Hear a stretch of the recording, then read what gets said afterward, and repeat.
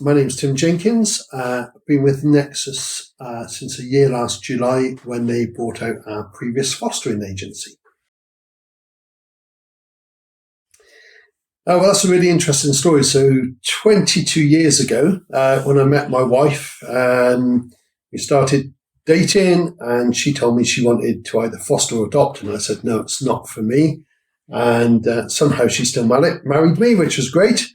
And then about 6 years ago, I was reading a book that just really impacted my life and talked about a lady who fostered terminally ill children. And it just grabbed me, and it was just like just a moment where I knew that that's what we had to do. So at that time, we were living in a mobile home, which obviously wasn't suitable for fostering. So we sold that.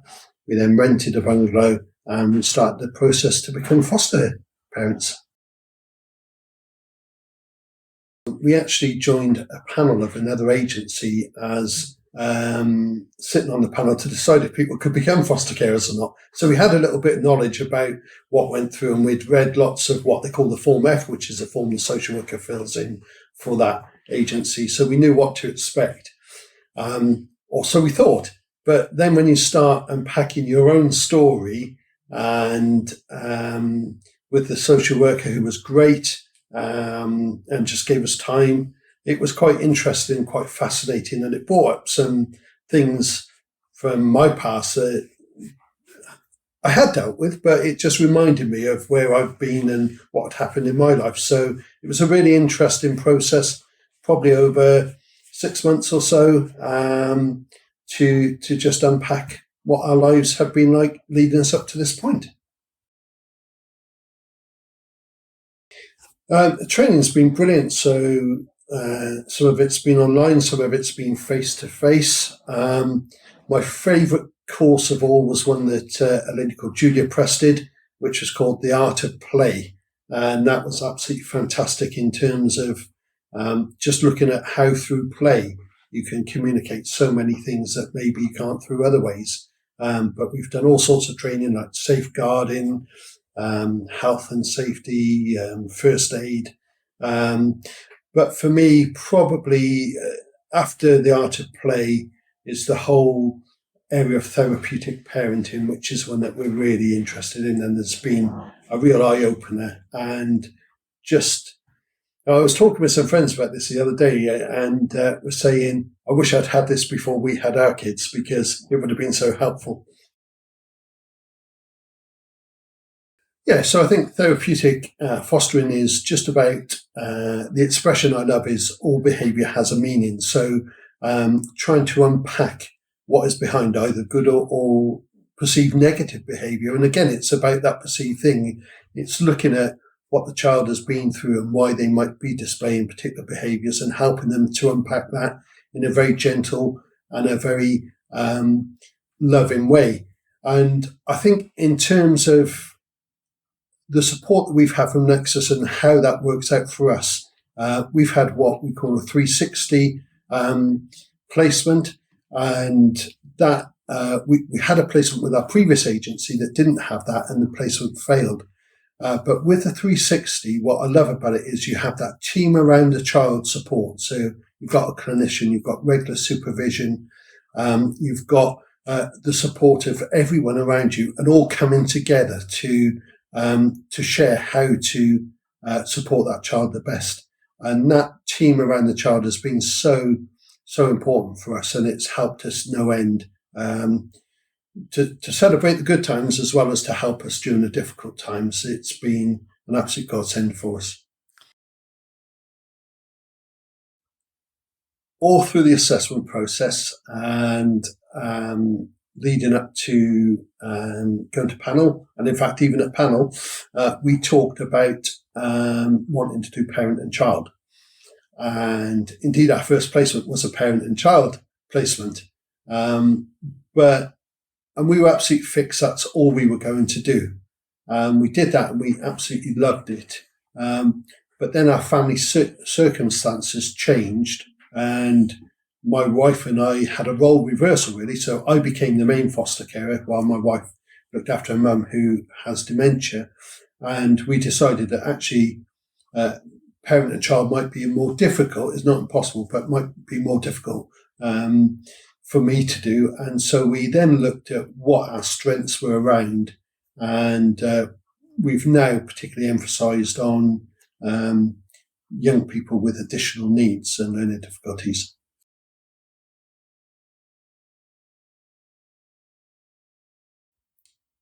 Many and varied roles. So the first thing is just to offer these children unconditional love, to show them that somebody cares about them, has got their corner and is rooting for them.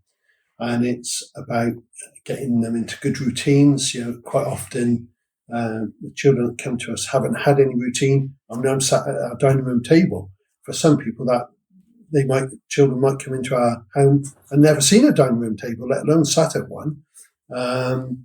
We've got a rule, for example, in our house, we never have the TV on when we're eating. Again, that's very unusual for some children. They might have just sat on a chair and been in front of the telly and eaten whatever they're eating. So it's about establishing good routines so the children know where they are, we know where we are, and it's about helping them grow and develop their potential. I think that's the biggest job of a foster care, is to develop a child's potential, because there are great stories of children that have had care experience that have gone on to do amazing things, and each one of our children, be it a child with additional needs or whatever their issue is when they come to us, every child has got potential. And I think our biggest, after loving them unconditionally, our biggest job is to develop that potential and draw out the gold that's within them. Well, that's really interesting. So once you receive a referral through, the brilliant thing is you get lots of information. In our previous agency, you wouldn't even get a name and you wouldn't necessarily know much about the child at all. With Nexus, you get lots of information and there are lots of conversations back and forth. So it's very much a to and fro process in terms of not only the referral, there might be questions you've got, and the placements team will then take those questions back to the local authority, and there's this dialogue that goes back and forth. And it's really difficult because you read these children's stories and you want them all, because they're all in very different situations. So we've had a young lady with us who was on what they call a Section 20, where the parents have said, we can't parent this child anymore. We want the local authority to do it. And we've had children that have been subject of a care order where the parents haven't said that, but the court has decided the parents haven't got the capacity. So it's very different sorts of referrals, but that dialogue back and forth is really, really useful to be able for you to look at, are you the best person to meet this child's needs? It's obviously, it's all the time. So we're very blessed that the young lady with us at the moment sleeps really well. But for example, the other night at 3:00 in the morning, somebody was up and about, and I sort of woke up and thought, oh, who's that? Is it our young lady who needed some support? And it was our daughter going to the loo. But it's those things that you're on alert all of the time. Not necessarily in a bad way, but you're just on alert all of the time. So you have to think, just as you do when you've got your own children, about what you're going to do as a family. Is the place you're going appropriate? Are there appropriate activities? All those sorts of things. So very much like you would with your own children, I guess. But then you've got that added responsibility. I mean, we did have one young lady who lived with us who went missing when we went out for a meal, and she was in an area that she didn't know. And boy, oh boy, that really challenged her, because we had done all the training about missing children and so on, and we followed all the procedure, and thank the Lord, about 20 minutes later we found her and she was safe and she was okay. But that 20 minutes, my heart was in my mouth, and it's that reality that you are caring for somebody that's not your own child, and therefore you need to be extra vigilant in a sense, although you would be with your own children. So it's just that slightly added pressure, I guess. You've got to find a way to compromise and to build relationship. It's all about relationship with all of the professionals, and actually, acknowledging that as foster carers, we're professionals as well, and fighting for what is right. It's about when you feel so passionately that something's right and others don't share that opinion, and how you have to come to agreement and compromise can be quite difficult sometimes. And then you've got, children are in care for a reason, whatever it is, whether it be their parents can't cope or the courts have decided their parents are not, parenting is not good enough. And so therefore, children will come with some sort of trauma, and that will come out in different ways. And it's just trying to remember that and trying to not react when things happen as a way perhaps I would have reacted in the past is a real challenge. But when you don't and you see the results of not reacting, it's amazing. One of the highlights for us has been, I guess, that we've just had a young lady who's left children's services, stayed with us into adult services. And the final meeting the team around the child meeting was just really encouraging for everyone to acknowledge how far she had come, and through our support, how confident she'd become, and how kind and caring she was. And it was just amazing to have that compliment, because when you're living with it day in, day out, you don't always see the achievements, and you sometimes have to take a step back. So that's one of our achievements. One of the other ones is slightly strange, and it was our first placement. And we had a parent and child placement, and sadly that didn't work out, and we were literally left holding the baby.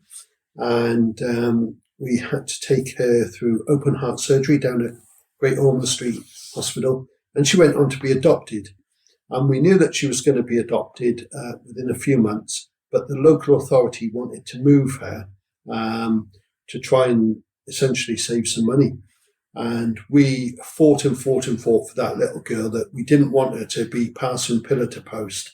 And we were able for her to stay with us, and we saw her on to adoption. And we're still in touch with her adopters today, and they consider us as part of their extended family, which is amazing and so beautiful to see her growing. That doesn't always work that way, but for us, it did. But that fighting for what is right for the children and winning that battle was really, really important for us, and a real highlight. Yes, most definitely. Our skills in our previous lives, if you like, have helped no end. We've so for myself, most of my career is, in fact, all of my career has been working with people. Well, I say since I was sort of 21, probably. So I used to work for the local authority in South Wales, where I used to live, as a support worker, and also managing a team for adults with additional needs. And particularly our team seemed to concentrate on adults who had Down syndrome.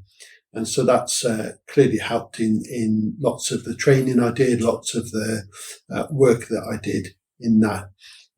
For Bev, she was a trained nursery nurse, and again, has worked with people most of her working life in one way or the other.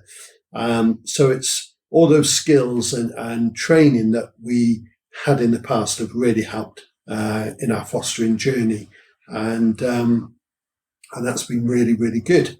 And I think you can draw on not just your work experience, but also sort of life experiences of stuff that's happened, to try and empathise with some of these people that come into our care. It makes you feel excited, nervous. Is it going to work? What's it going to be like? Are they going to like you? Are they going to settle in? Will they like the dog? Will they, all those sorts of things you go through your mind. How will it affect? Our birth daughter still lives at home. She's 21, but she still lives here. Obviously, we've got another young lady living with us. How will all that work? So there's lots of questions and lots of things that can't be answered. I think in preparing, what we like to do, we like to try and meet the child before they come and for them to meet us. We've done that in a number of ways. We've done that face to face, which is always the best in my opinion. We've done it through video contact. We've done video walkthroughs of the house and particularly their bedrooms so they can see where they are. We try and keep our About Me book updated so they can see what we're about, and generally try and share as much of our lives as we can before they even come, because if we're anxious, they must be so much more anxious than us. So it's just trying to get as much information as you can, their likes, their dislikes. One of the things we love to do is find out what their favourite meal is.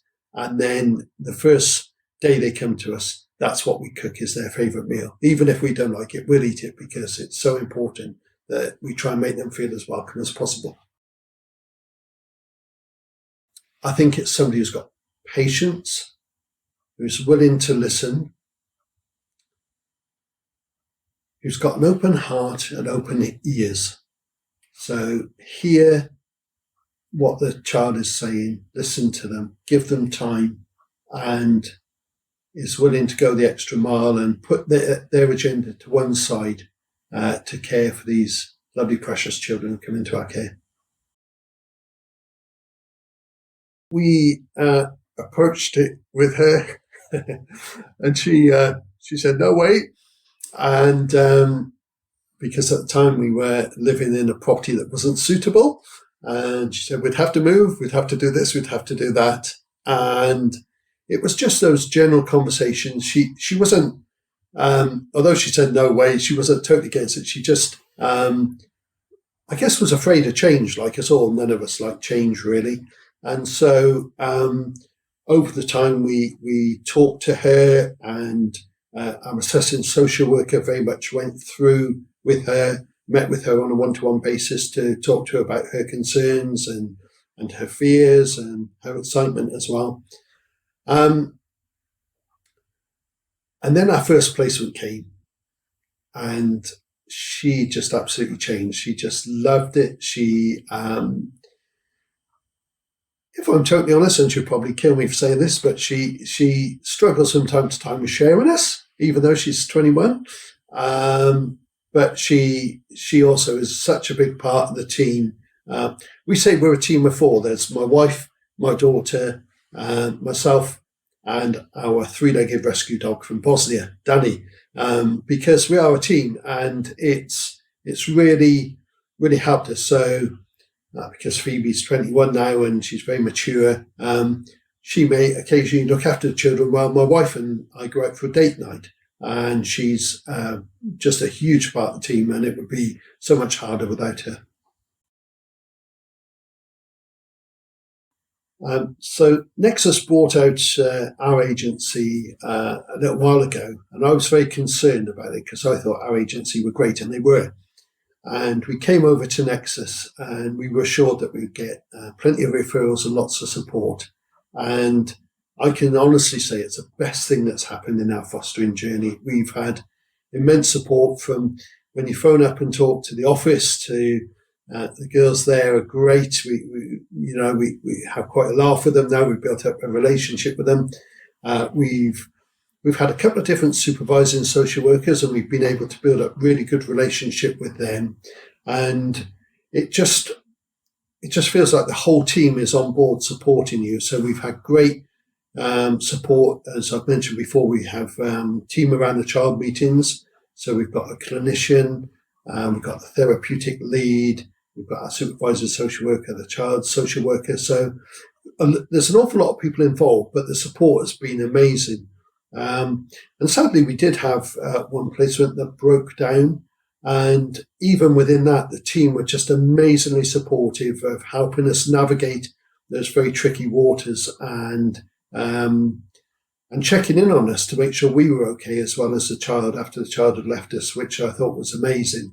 They really do care about you. And the management of Nexus are amazing too, because they just really want to know what it's like at the coalface. What can they do to make things better? and they really have got a genuine concern. So much so that I've joined the Carers Advisory Board, it's called, where we meet with the senior management team to just share our thoughts and feedback from our colleagues about any issues that they may have. What we did, we spoke to lots of people, and we found that really helpful. We've got quite a lot of friends who foster and some who have adopted as well. So we spoke to them about finding out what it's like every day, what's a typical day look like. And the answer we found is that there's no typical day, because things can change on a day-to-day basis. But I would say get talking to folk, but don't do what I do. Don't leave it too long. Do it, because the rewards far outweigh any of the hardships along the way. Life-changing and awesome.